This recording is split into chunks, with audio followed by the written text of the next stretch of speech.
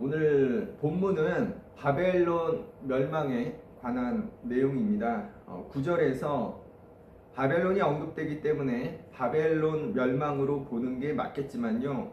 사실 지역적으로나 역사적으로나 많은 논쟁이 있는 본문입니다. 1절에서 해변 광야라고 하는데 바벨론은 광야나 바다와는 별로 관계가 없는 지역이고요. 2절에서 엘람과 메대가 바벨론을 공격하는데 이도 역사적인 논증이 있습니다. 그래서 오늘 본문은 우리가 성서를 역사적인 사실로 받아들이려 하면 좀 곤란해진다는 것을 단적으로 보여주고 있습니다. 오늘 본문 1절에서 10절까지 바벨론 멸망의 내용 중에서 좀 살펴보고자 하는 것은요. 먼저 제국의 운명이 하나님께 달려 있다는 것이고요. 또 하나는 예언자의 고통입니다. 우리가 잘 알듯이 북이스라엘이나 남유다나 하나님 손에 사용되는 제국에 의해서 멸망합니다. 그러나 그렇게 하나님의 도구가 되었던 그들, 제국들도 다시 하나님의 손에 의해 멸망합니다. 그들이 멸망하는 이유는 하나님의 뜻이 아닌 우상을 섬기며 교만했기 때문인데요. 하나님의 방향성인 평화가 아닌 폭력과 압제와 착취가 또한 이유입니다. 아수르도 바벨론도 마찬가지였습니다. 며칠 전인가요? 미국이 베네수엘라를 공격하고 그 나라의 대통령을 잡아갔어요. 엄연히 주권이 있는 나라를 그냥 쳐들어가서 그 나라 대통령을 체포한다니 이게 무슨 일인가요? 명분은 마약이었지만 이라크 전쟁과 같은 석유가 그 목적인 것으로 알려집니다. 거기다가 예전 식민지에서나 있던 총독을 세워 통치하겠다고 하는 것 같고요.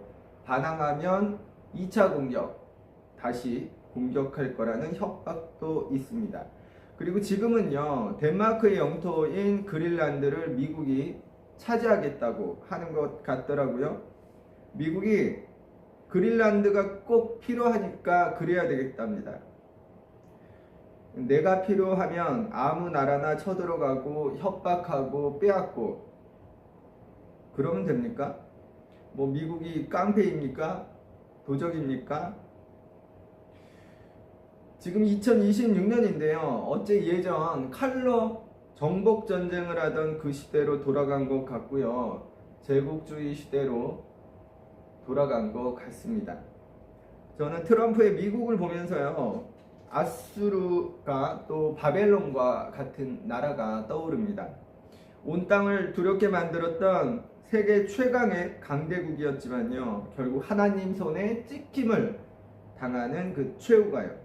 문제는 그들이 하나님에 의해 멸망당하기까지 저지르는 포악과 압제와 착취에 있겠습니다. 많은 사람이 고통받고 또 굶주리고 죽어갈 수 있기 때문에요.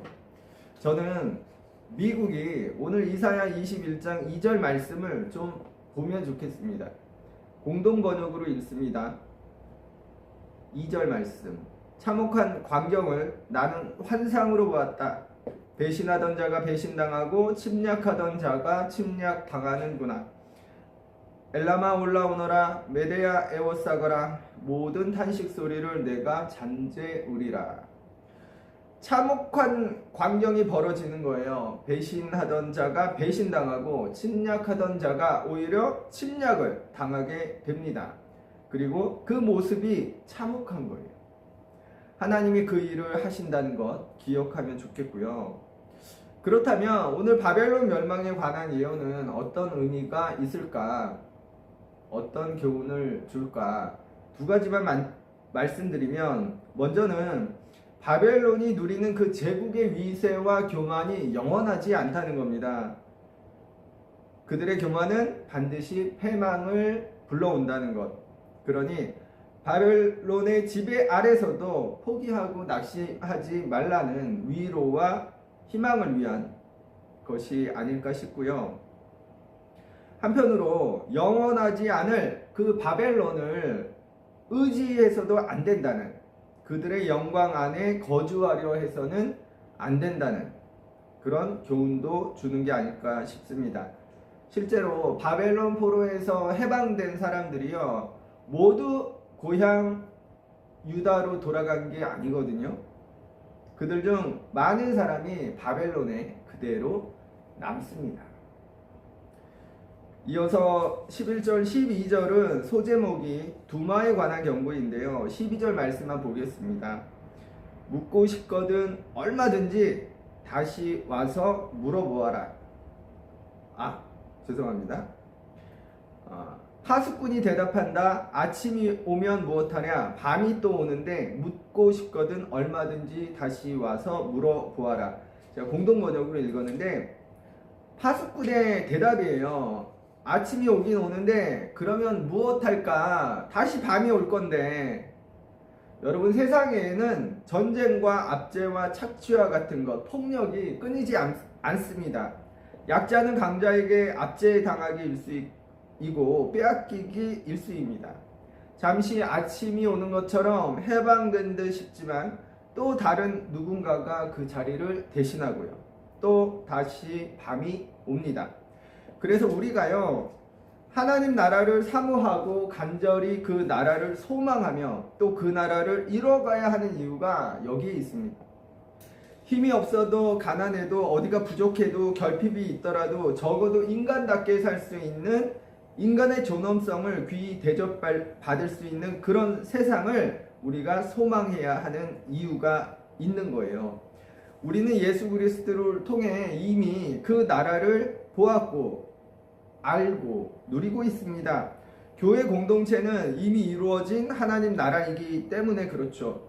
우리가 그 나라를 세상으로 확장해야 하는 이유가 거기에 있는 겁니다. 아수르나 바벨론과 같은 나라가 지배하는 그런 세상이 바뀌어야 하는 거예요. 그 나라가, 그 세상이 바뀌어야 하는 겁니다. 누구나 빼앗거나 빼앗기지 않는, 누구나 존중받으며 살 수 있는 그런 세상으로, 또 그런 세상이 될 때 그 세상에 사는, 그 나라에 사는 누구에게나 행복하게 살 기회가 주어지기 때문에요. 13절에서 17절은 소제목이 아라비아에 관한 경고인데요. 14, 15절에서 목마른 자에게 물을 주고 도피하는 자를 영접하라고 말씀합니다. 15절을 보면 이들은 전쟁 피난민인 것 같아요. 난민들입니다. 이들을 도와주라는 말씀인데, 그런데 이들을 도와주라고 했던 사람들요, 14절에서 대마 땅의 주민들로 소개되는 이들이 17절에 게달 자손이거든요. 그런데 도와주라고 한 뒤에 16절에 보면 게달의 영광이 다 쇠멸하리니, 17절에서는 게달 자손 중 활 가진 용사의 남수가 적으리라 말씀합니다. 도와주라고 말씀한 뒤에 그들이 갑자기 이렇게 쇠락하게 되는 거예요. 망하게 되는 겁니다. 왜일까? 추측컨대 그들이 하나님의 말씀대로 그들을, 난민들을 돕지 않아서가 아닐까 싶어요. 오늘날에도 지구촌에서는 크고 작은 전쟁이, 분쟁이, 싸움이 일어납니다. 거기에는 난민이 생겨나고요. 그들은 필사적으로 살기 위해 고향을 떠납니다. 알고 보면 우리나라도 전쟁 난민들이었고요. 그래서 한국전쟁 때 우리가 그렇게 원조를 많이 받을 수 있게 되었던 거거든요. 그리고 예수님도요, 헤롯을 피해 애굽으로 피난 갔던 난민이셨다는 거 우리가 기억하면 좋겠습니다. 누군가 나에게 도움을 요청하는데 나에게 그렇게 할 충분한 것이 있다면 우리는 그렇게 하면 좋겠어요. 양과 염소의 비유에 나오는 일들처럼 크지 않아도 작은 일들, 내가 가진 여벌의 옷이 많다면 그 중에 한 벌 내어주는 일, 목마른 자에게 물 한 잔 내어주는 일, 내가 먹을 것이 많다면 빵 한 조각 떼어주는 그런 적은 일을, 사실 우리가 날이 갈수록 세상이 각박해지는 것을 느끼는 이유는요, 사람들이 그 적은 일을 하지 않아서이기 때문이거든요. 그리고 중요한 것은 내가 누군가를 돕지 않으면요, 나도 그 도움을 받기가 쉽지 않습니다. 오늘 본문 2절에 보면 배신하던 자가 배신당하고요. 또 침략하던 자가 침략을 당한다고 하잖아요. 마찬가지로 돕지 않는 자는 도움받기가 쉽지 않습니다. 그런 풍조가 있는 세상이라면, 그런 사회라면, 내가 누군가를 돕지 않는 그런 사회, 그런 세상이라면요, 그런 사회, 그런 세상에서 나 역시 도움받을 수가 없는 것입니다. 그래서 내가 누군가를 도와줄 때, 그런 일들이 자주 일어날 때, 사람들이 그런 인식을 가질 때, 아, 도와줘야 되는구나, 돕는 것이 맞구나, 그런 인식을 갖게 될 때 그 세상에서 나 역시 도움을 받을 수 있다. 기억하면 좋겠습니다. 그리고 끝으로 예언자의 고통만 말씀드리려고 해요. 오늘 본문에서 예언자는 아파하고 괴로워하고 고통스러워합니다. 왜요? 바벨론의 멸망 때문에요. 3절 4절 읽겠습니다. 이러므로 나의 요통이 심하여 해산이 임박한 여인의 고통 같은 고통이 나를 엄습하였으므로 내가 괴로워서 듣지 못하며 놀라서 보지 못하도다. 내 마음이 어지럽고 두려움이 나를 놀라게 하며 희망의 서광이 변하여 내게 떨림이 되도다. 예언자는요, 자기의 고통을 여인의 해산과 같다고 표현하고 있습니다. 그가 얼마나 아파하고 괴로워하는지를 표현해 주고 있어요. 그는 두려워하고요, 그 두려움과 또 괴로움으로 떨고 있습니다. 이것은 임박한 멸망을 앞둔 바벨론에 대한 예언자의 연민과 동정심을 보여줍니다.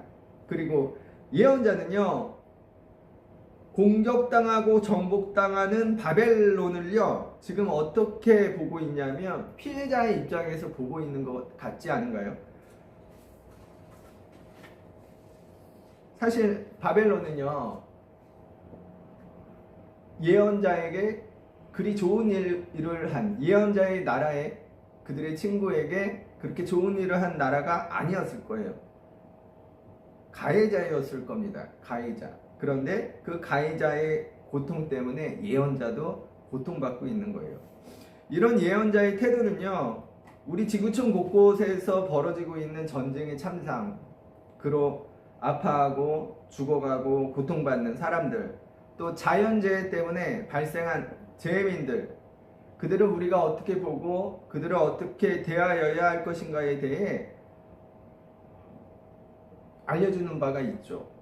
우리는요, 멀리서 벌어지는 어떤 전쟁 기사를 볼 때 그냥 강 건너 불구경하듯이 그렇게 봅니다. 가자지구도 그랬고요. 지금 베네수엘라를 보는 우리 역시 마찬가지인 것 같아요. 나와는 관계없잖아. 나와는 상관없잖아. 그래서 그들의 고통에 무관심합니다.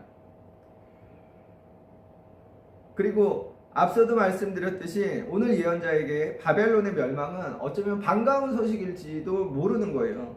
그러나 전쟁으로 인한 고통, 그것이 누구의 것이든 그들의 고통과 죽음으로 예언자가 괴로워하고 있다는 거예요. 우리가요, 예수님 믿는 사람들 아닙니까? 예수님이 우리 안에, 우리 마음 안에 계시다고 하잖아요. 우리도 오늘 예언자처럼 그 고통이 누구의 고통이든 그 고통 자체를 보고 아파하고 안쓰러워하고 그 사람의 고통을 나눠야 하지 않을까 싶어요. 왜냐하면 예수님은 그렇게 하시니까. 우리가 구약을 보면서 흔히 하는 오해가 있는데 하나님은 폭력적이라는 거예요. 그런데 그렇지 않습니다. 오늘 예언자의 괴로움이요, 사실 알고 보면 바로 하나님의 괴로움인 거예요.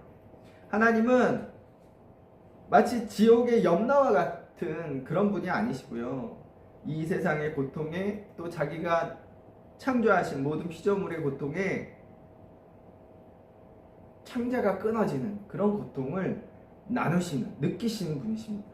오늘 예언자의 고통도 알고 보면 하나님의 고통을, 하나님의 괴로움을 예언자가 대신 표현하고 있는 것 뿐일 거예요. 설교를 마칩니다. 여러분, 어떤 이유에서든 전쟁이나 폭력은 안 됩니다. 하나님이 우리에게 힘을 주신 이유는요, 그 힘으로 누군가의 것을 빼앗으라고 주신 게 아니고요, 누군가를 압제하라고 주신 게 아니고요, 지키라고 주신 겁니다. 도우라고 주신 거예요. 우리에게 힘이 있다면 무언가를 지키기 위해서 사용하고 또 돕는데 사용하시기 바라고요. 누군가 도움이 필요한 사람들을 우리가 돕지 않으면 나도 필요할 때 그 도움 받기가 어렵다는 것, 그런 사회가 된다면 기억하면 좋겠습니다. 그리고 끝으로 오늘 예언자의 고통과 괴로움을 기억하면 좋겠어요. 전쟁이든 재난이든 재해이든 무엇으로든 타인의 고통에 우리는 민감할 필요가 있습니다. 예수를 믿으니까, 그분은 그렇게 하실 거니까 우리 역시 그렇게 살아가면 좋겠습니다. 기도하겠습니다.